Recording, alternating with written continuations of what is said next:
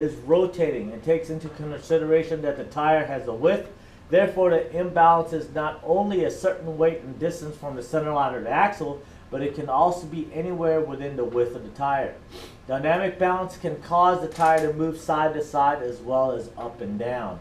Dynamic balancing is performed by placing specific amounts of weight on each side of the rim to provide exact counterbalance needed.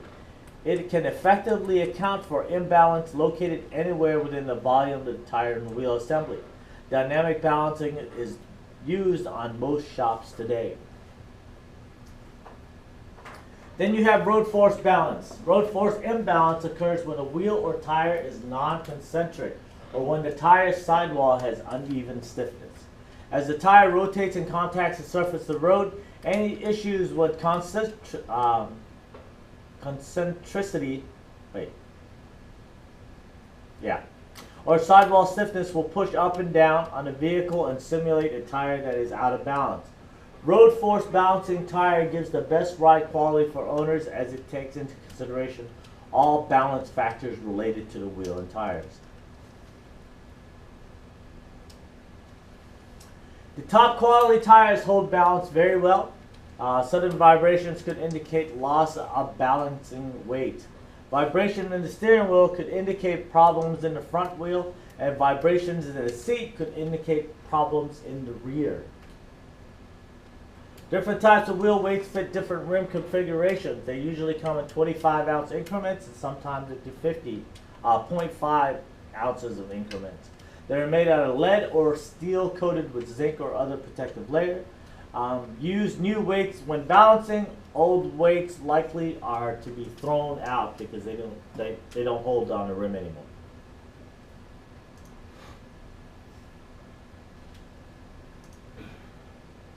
A tire and wheel assembly must be balanced. As the wheel rotates, centrifugal force acts outwards. Any part heavier than the rest will vibrate vertically, with the heavy area slapping the road surface with each turn of the wheel. This is called static unbalance. Dynamic unbalance causes the wheel assembly to turn inwards and then outwards with each half revolution. As speed rises, rapid side movement of the front wheels causes a sideways vibration or wheel wobble effect at the front of the vehicle. These conditions must be corrected to prevent cupping or dishing of the tread and reduce tread life.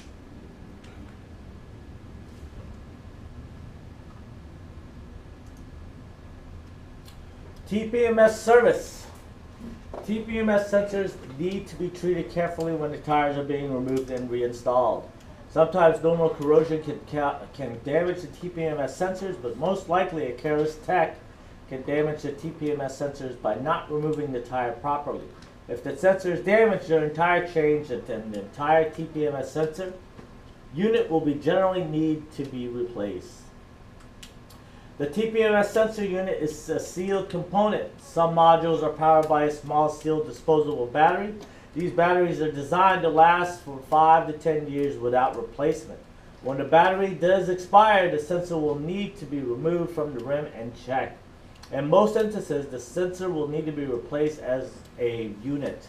The cost of replacing the battery compared to the sensor may not be economical viable, and then new TPMS sensors may need to be installed.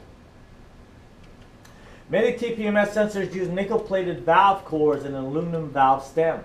Never use the brass valve cores or unplated brass caps. Doing so can cause galvanic corrosion between two different materials. Many TPMS sensors must be torqued in place, and this torque is a very small amount, pressure in inch-pounds. Be careful as they are easily stripped or broken. Always use new sealing washers with TPMS sensors when removing from the rim.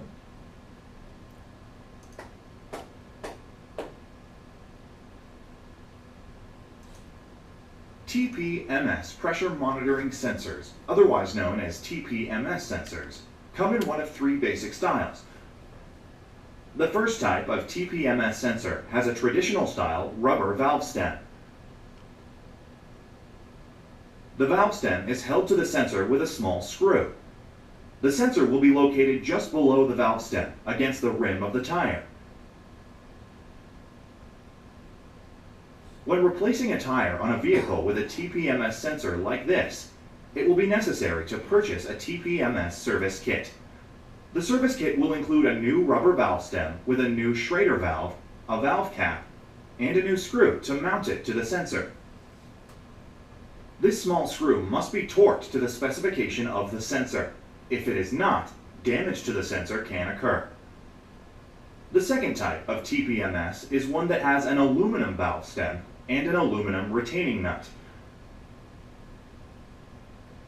On this style TPMS sensor, many times the aluminum valve stem is the antenna for the sensor, as you can see here by the connection wire leading up to the valve stuff. It is critical that the retaining nut be torqued to the proper specification when replacing these sensors to prevent damaging the antenna wire. When replacing a tire with a sensor, it is also necessary to purchase a TPMS Service Kit. The TPMS Service Kit will come with a new aluminum nut, a new backup washer, a new rubber gasket, a new nickel-plated Schrader valve, and a new valve cap. For this type of TPMS sensor, it is critical that you use a nickel-plated Schrader valve. If a traditional Schrader valve is used inside an aluminum valve stem, it will become corroded in place. Often, it'll break off upon removal. This will require replacement of the entire sensor. The third type of TPMS sensor is one that is held in place on the rim by a large band clamp. On some vehicles, this band clamp is reusable. On other vehicles, it is a one-time use. An adhesive on the back of the sensor bracket will help prevent the sensor from moving around on the rim. For these type of TPMS sensors, there are no extra service parts needed when changing the tire. All three types of TPMS sensors have a small hole to sense the air pressure inside the tire. Because of this small hole in the sensors, it's critical not to use a can of spray Fix-A-Flat sealant inside of a tire. Most of the TPMS sensors are powered by a small internal battery that will last approximately 10 years. These batteries are typically non-replaceable. At the end of the 10-year lifespan, the sensor itself will need to be replaced. The TPMS sensor will send out an RF signal that is interpreted by the vehicle body control module or the TPMS control module. This RF signal can also be read by using a tire pressure monitoring scanner. This particular sensor is sending out its ID number, its pressure inside the tire, which is 0 because the sensor is not inside a tire, a temperature of 75 degrees Fahrenheit, the indication that the battery is okay, and that it's operating on a frequency of 315 megahertz.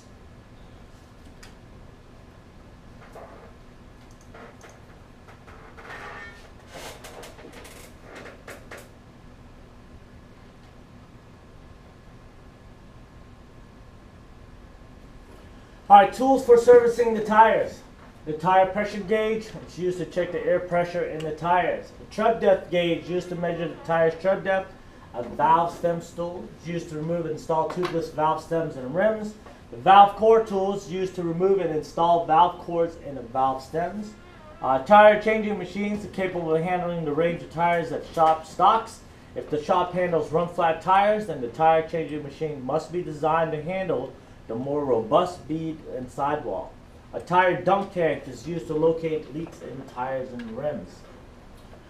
Tire spreader is used to spread the sidewalls of the tire for easier access during tire patching. A tire buffer used to lightly buff the inside surface of the tire as preparation for tire patching. A patch stitching tool used to apply pressure to patch when positioning it. The tire inflation cage used to contain a tire and rim during tire inflation in the event of a tire explosion. Wheel balancing machines capable of handling the range of tires that the shop stock. Variety of wheel weight styles to cover the various styles of wheels. Wheel weight hammer used to remove and install wheel weights into rims.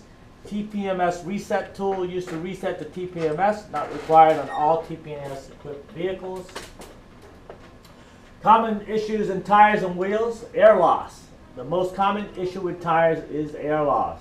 Tires normally lose small amount of air over time and require periodic refilling. Punctures occur that cause leaks of various sizes. Valve stems and tire beads can also allow air to leak from the tire. An out-of-balance tire or wheel. The wheel and tires must be balanced within the weight equally distributed throughout. When the tire rotates, any point of unequal weight will cause the tire to wobble, placing stress on the shocks, bearings, wheel assembly. Additionally, the vehicles will vibrate at speeds of about 30 miles per hour and above. It will have a rough ride and the steering wheel may vibrate. A wheel balancer is used to identify the correct wheel imbalances. Excessive loaded radial runout on the tire, wheel and hub assembly. With radial runout, the tire tread moves up and down and is caused by incorrect manufacture or damage to the tire, such as a broken belt. Correction involves replacing the tire. An excessive lateral runout on a tire, wheel, hub, and assembly. Runout occurs when a part of the wheel assembly becomes bent or was manufactured improperly. The result is a wobble. When lateral runout occurs, the only method for fixing it is to replace the bent or improperly manufactured component. Wheel trim imbalance. If fitted, the term wheel trim refers to any pieces attached to a wheel that are not necessary for actual wheel function, such as a hubcap or a trim ring. Imbalance of wear in trim pieces is corrected by removing and replacing the part. Heavy pulling of the vehicle to either the left or the right while the customer is driving is an indication of these possible problems. Mismatched front tire sizes or pressures. Tire with broken or misaligned belts, out of alignment wheels, worn suspension and steering components, a dragging front brake assembly.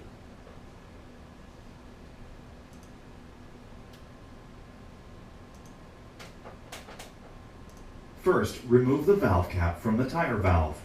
Be sure to place it where you can find it later. Make sure the graduated sleeve is seated into the gauge body, and then push the tire gauge chuck firmly onto the head of the valve.